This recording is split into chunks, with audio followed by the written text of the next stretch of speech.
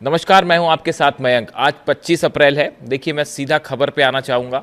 आपने अगर मेरा पिछला वीडियो देखा हो जो कल मैंने दोपहर को बनाया था, उस वीडियो में मैंने आपसे कहा था कि अगले चंद घंटों बाद एक बड़ी खबर आने वाली है ईरान और अमेरिका से जुड़ी। और देखिए, करीब 6-7 घंटे बाद वो खबर आ गई। ईरान के विदेश मंत्री अब्बास अराक्ची साहब इस्लामाबाद में हैं। ये खबर जो है बीती रात जैसी ही सामने आई, देखिए मैं पूरी रात इसको फॉलो करता रहा, इस खबर को। वाइट हाउस में क्या हो रहा है उसको फॉलो करता रहा। और अब जो खबरें हैं आप देख सकते हैं कि अब्बास अराक्ची साहब जो हैं वो इस्लामाबाद में हैं। इसके बाद वो ओमान जाएंगे और उसके बाद वहाँ से रूस भी जाएंगे। अमेरिका की तरफ से जो बयान आ रहे हैं कि स्टीव विटकॉफ और जेडी कुशनर जो हैं वो इस्लामाबाद पहुँचने वाले हैं। मेरे बड़े सारे दर्शक भी ये बात पूछ रहे हैं कि मयंक भाई अब आगे क्या होने वाला है, ये बताइए।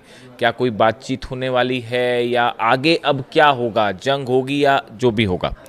देखिए, ईरान के विदेश मंत्री अब्बास अराक्ची साहब अचानक इस्लामाबाद कैसे पहुँचे, इसके पीछे एक लंबी सी कोशिश है। देखिए, सबसे पहले खबर आती है कि जनरल मुनीर की पेजिशकियान साहब से ईरान के राष्ट्रपति से 1 घंटे तक बात हुई। ये मैं आपको एक दिन पहले की बात बता रहा हूँ। करीब 1 घंटे की मुनीर ने जो है, जनरल मुनीर ने फ़ोन किया पेजिशकियान साहब को और 1 घंटे तक बातचीत की। उसके बाद खबर आती है कि मुनीर का फ़ोन जाता है बीजिंग और उन्होंने जिनपिंग से फ़ोन पर बात की। उसके बाद खबरें ये आई कि चीन की तरफ से एक कॉल गया तेहरान, और हो सकता है कि खुद जिनपिंग ने बात की हो या हो सकता है उनके विदेश मंत्री ने, चीन के विदेश मंत्री वांग यी ने अब्बास अराक्ची साहब से फ़ोन पर काफ़ी देर बात की। देखिए, ये आपको ये सब फॉलो करना पड़ेगा, ट्रेल्स, ये समझने के लिए कि आखिर होने क्या जा रहा है। देखिए, मैंने जब ये खबर आई थी कि जनरल मुनीर ने 1 घंटे तक बात की है, तभी मैं ये समझ गया था कि एक बार फिर से जो है वो चीन को, मैं आपको बता भी चुका हूँ कि चीन को लूप में लेकर एक बार फिर से ईरान को जो है वो टॉक्स टेबल पर लाने की कोशिश है। इस समय जो हालात हॉर्मूज में हैं उसमें आप ये बात समझिए कि चीन को बड़ा नुकसान हो रहा है इस लिहाज से, क्योंकि उसके जितने शिप्स पहले निकल रहे थे अब उतने नहीं निकल रहे हैं, क्योंकि हालात तनावपूर्ण है, कम निकल रहे हैं। चीन के शिप्स निकल रहे हैं वहां से, लेकिन जितनी संख्या में जब ओपन था पूरी तरफ से हॉर्मूज, उतने शिप्स अब नहीं निकल पा रहे। ऑब्वियस सी बात है कि तनाव है वहां पे। तो ऐसे हालात में ये बात तो साफ है कि ऑयल के लिहाज से, सप्लाई के लिहाज से चीन को नुकसान हो रहा है। अब इस बीच में जो खबरें हैं, जो डिफेंस एक्सपर्ट्स ये बात कर रहे हैं, और जो खबर है, देखिए ईरान की तरफ से बात साफ कर दी गई है कि ये किसी तरह की कोई डील को लेकर कोई बातचीत नहीं होने जा रही है। और पर्दे के पीछे ऑफ द रिकॉर्ड्स भी अगर कोई बातचीत होती है तो किसी डील को लेकर कोई बातचीत नहीं होने वाली है। अगर किसी तरह की कोई चर्चा होती भी है विदेश मंत्री के साथ, ईरान के विदेश मंत्री के साथ, तो वो सिर्फ इस मुद्दे पर हो सकती है कि आगे के दौर की क्या कोई बातचीत की जाए या नहीं। देखिए, इस बात को समझिए, 2 अलग अलग चीज है। इस मुद्दे पर बात करना कि आगे कैसे बात होगी या बात करनी है या नहीं, इसका मतलब किसी डील पर कोई बातचीत होने जा रही है, ऐसा कतई नहीं है। अमेरिका की तरफ से क्या बयान आया है कि स्टीव विटकॉफ और कुशनर आ रहे हैं, जेडी वेंस नहीं आ रहे हैं। कुशनर और स्टीव विटकॉफ के लेवल पर कोई चर्चा नहीं हो सकती, कोई डील नहीं हो सकती। यानी ये अगर किसी भी तरह का कोई मैसेज का आदान प्रदान होता भी है तो वो सिर्फ इस मुद्दे को लेकर हो सकता है कि अगले दौर की बातचीत किस गाइडलाइन पर की जाए, बातचीत कैसे की जाए। एक बहुत ही सुपरफिशियल मामला है, इसमें कोई बड़ी डील नहीं होने जा रही। जो जिस तरह की खबरें आपने कई जगह देखी होगी, देखिए ऐसा है, जो समझ कह रही है फिलहाल, जो इंटरनेशनल एक्सपर्ट्स बता रहे हैं कि शायद चीन के कहने पर ईरान इस बात के लिए राज़ी हुआ कि ठीक है, हम एक बार जाके इस बात पर चर्चा कर सकते हैं कि आगे मुलाकात कब करनी है, डील नहीं। ईरान ने ये बात तय कर दी है कि यूरेनियम के मुद्दे पर तो अब बात ही नहीं होगी। आप बातचीत करें ना करें, डील करें ना करें, अब यूरेनियम के मुद्दे पर वो हिस्ट्री हो गई। अब ईरान यूरेनियम पर कोई बात नहीं करेगा, परमाणु प्रोग्राम पर कोई बात नहीं करेगा, चाहे जेडी वेंस आ जाए, चाहे डोनाल्ड ट्रंप खुद आ जाए। ये बात साफ है। इसलिए ये ऐसा कतई सोचने की जरूरत नहीं है कि इस्लामाबाद में बातचीत से कोई डील हो जाने वाली है। बिल्कुल बेसलेस बात है। हकीकत जानते हैं आप क्या है? हकीकत ये है कि ईरान के सेना प्रमुख अहमद वाहिदी साहब अमेरिका के निशाने पर हैं, डोनाल्ड ट्रंप के निशाने पर हैं। हकीकत ये है, व्हाइट हाउस में एक बड़ी बैठक हुई, जो मेरी जानकारियां कह रही हैं व्हाइट हाउस में एक बड़ी बैठक होती है। उस बैठक में डोनाल्ड ट्रंप शामिल थे, जितने सुरक्षा अधिकारी बड़े सेना के अधिकारी थे वो शामिल थे। उसमें डोनाल्ड ट्रंप ने ये पूछा कि आखिर ये बताइए कि ईरान बात करने के लिए तैयार क्यों नहीं होता, ईरान झुकने को अब भी तैयार क्यों नहीं हो रहा, क्या वजह है। डोनाल्ड ट्रंप को बताया गया आईआरजीसी के चीफ है अहमद वाहिदी, जो 1 इंच भी झुकेंगे नहीं। उसके बाद एक बड़ा प्लान तैयार हुआ है, जैसी खबरें हैं सूत्रों से, कि अहमद वाहिदी साहब ईरान के सेना प्रमुख अब अमेरिका के निशाने पर हैं और उनको लेकर एक बड़ा असैसिनेशन की कोशिश हो सकती है। 2 तरह का प्लानिंग है अमेरिका की, एक कि आप वॉर करते हुए हमले करें, उसका भी प्लान मैं आपको बता देता हूं कि कैसे क्या डेवलपमेंट्स हो रहे हैं, और दूसरा है कि आइसोलेशन में असैसिनेशन अटैम्प्ट किया जाए अहमद वाहिदी साहब के ऊपर। देखिए, मैं आपको पहले ही बता चुका हूँ, अहमद वाहिदी साहब वो शख्स हैं जो कासिम सुलेमानी साहब थे ईरान के जनरल, उनके स्कूल्स ऑफ मिलिट्री से निकल के बाहर आए हैं। यानी कहने का मतलब ये है कि उनके ही सिद्धांतों को, उनकी ही स्ट्रैटेजी को, उनकी ही पॉलिसी को, उनकी ही रणनीति को फॉलो करके अहमद वाहिदी साहब आगे बढ़े। जो कासिम सुलेमानी साहब ने चीज़ें तैयार की थी, प्लान तैयार किया था, जो वो सोच रखते थे, तो डोनाल्ड ट्रंप जब कासिम सुलेमानी साहब से इतने बुरी तरह से परेशान थे कि उनका असैसिनेशन करना पड़ा, तो उसी लाइन पे अब अहमद वाहिदी साहब भी है। तो वो इतना 1 इंच भी नहीं झुकेंगे डोनाल्ड ट्रंप के सामने और अमेरिका के सामने, ये बात तो तय हो चुकी है। यूरेनियम पर कोई बात नहीं होगी। ईरान के सेना प्रमुख ने, आईआरजीसी के प्रमुख ने यह कह दिया है कि अब बातचीत हो ना हो, यूरेनियम और परमाणु के मुद्दे पर तो अब हम कोई बात ही नहीं करेंगे, चाहे जो करना पड़ जाए। तो ये बात जो है डोनाल्ड ट्रंप को समझा दी गई कि ऐसा है कि अहमद वाहिदी जो हैं, उनके रहते तो हम कुछ नहीं कर सकते। तो इसीलिए एक बड़ा प्लान तैयार हुआ है उनकी असैसिनेशन का, और जिसको लेकर अच्छा खासा अलर्ट है। और ये बात ईरान तक भी है, ईरान भी इस बात को अच्छे से समझ रहा है, रूस भी समझ रहा है।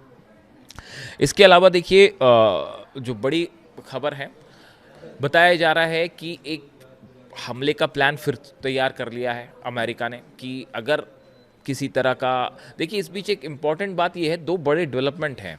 कल मैं डोनाल्ड ट्रंप को सुन रहा था, रात को जो स्टेटमेंट्स आए उनके, वो सब मैं सुन रहा था कि कहाँ से क्या बयान आता है। मैंने पीट हेग्सेथ जो है रक्षा मंत्री, उनके भी बयान सुने।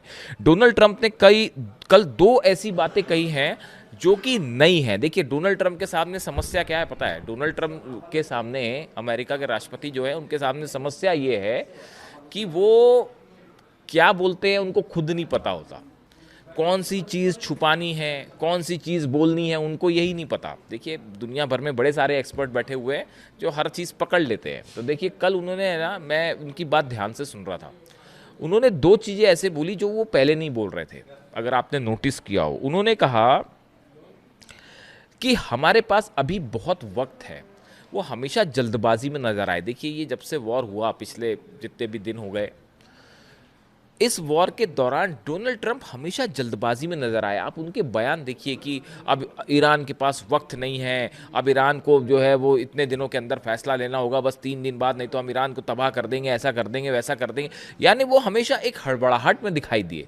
लेकिन कल उन्होंने बयान दिया कि हमारे पास वक्त है, हम जो है वो हॉर्मूज पर हमारे पास बहुत टाइम है। यानी इसका मतलब ये हुआ कि अमेरिका की सेना ने कोई ऐसा, ये स्ट्रैटेजी चेंज है, अमेरिका के सेना का कोई ऐसा प्लान है कि ये हॉर्मूज वाले मामले को जल्दी ज़्यादा दिनों तक खींचा जाए, ऐसा लगता है एज ऑफ नाउ। हो सकता है कोई मिलिट्री स्तर पर ये फैसला हुआ हो, उसकी क्या वजह है वो भी हम बात करेंगे। और दूसरी बात उन्होंने कही कि ईरान हमें कोई प्रस्ताव देना चाहता है। इस तरह का उनका बयान, अब्बास अराक्ची साहब का इस्लामाबाद आना, इसको लेकर कई स्पेकुलेशन है कि क्या ऐसा कोई डेवलपमेंट है कि अब ईरान ने अपनी शर्तों पर यह बात आगे रख दी है कि अगर आप बातचीत करना चाहते हैं तो अब हमारी ये शर्तें हैं, अगर आप इन पर कायम रहते हो तो हम बातचीत करेंगे, वरना हम बातचीत नहीं करेंगे। हो सकता है ऐसा, हो सकता है, संभावना है कि जिनपिंग ने कहा हो ईरान से कि एक बार बात करके देखिए क्या होता है, और चीन के कहने पर जो है एक बार फिर से ईरान जो है वो बातचीत किस तरह से हो इसको लेकर हो सकता है तैयार हुआ हो।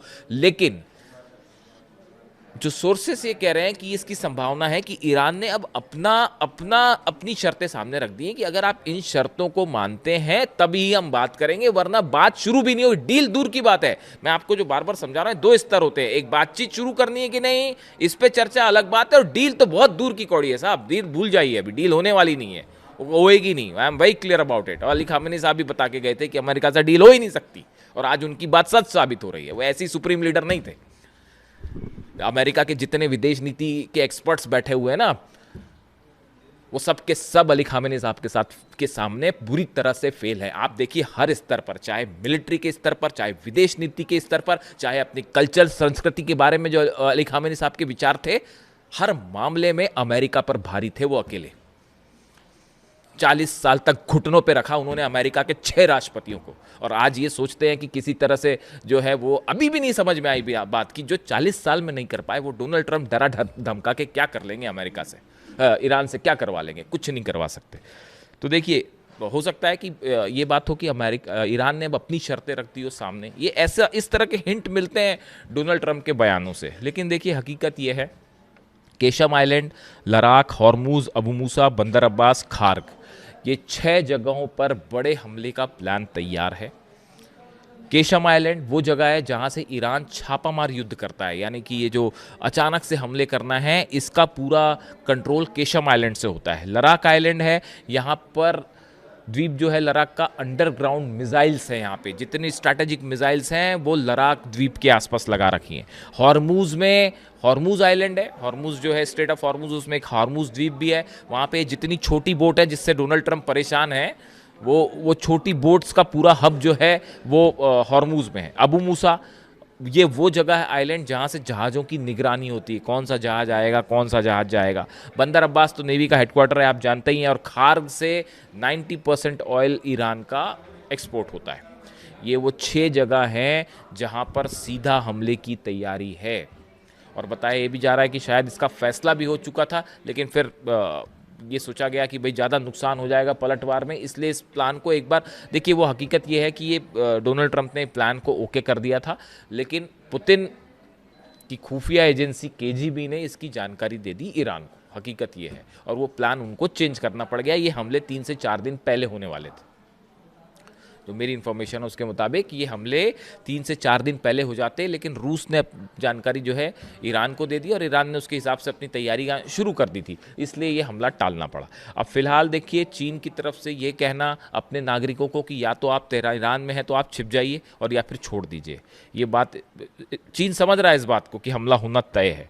देखिए, हम अगर पिछले कुछ दिनों की बात करें, जब से हॉर्मुज में तनाव है और अमेरिका और ईरान की सेना आमने सामने है, तो 187 शिप्स जो हैं वो हॉर्मुज को पार किया है, जो ईरान ने पार करवाए हैं, और इसमें से 25% जो हैं वो चाइना के शिप्स हैं।